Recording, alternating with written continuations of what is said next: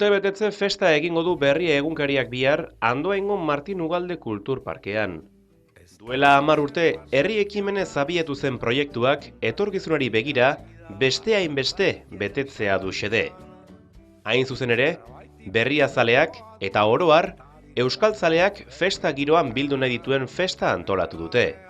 Horretarako, egitarau interesgarria prestatu dute, goizetik arratsaldea luzatu arte. Goizeko 11etan, irrien lagunek kanta eta dantza ikuskizuna eskainiko dute. Sagardo dastaketa ere izango da, bertsolarien saioarekin batera. Arrate Hilaro, Odei Barroso eta Beñat Gaztelumendi bertsolariak ariko dira kantuan. Eguerdian ekitaldia egingo dute, eta gero, bazkari goxoa izango du nahi duenak aukeran. Txosnak, otartekoak eta pintxoak ere egongo dira egun osoan.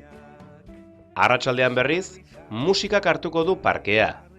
Lauetan, Napoka Hiria, Peti eta Morauk joko dute, eta 2 ordu beranduago, Gose taldeak. Berriaren 10. urteurrena ospatu nahi duenak, proposamen ederra du eskura bihar Andoaingo Martin Ugalde Kulturparkean.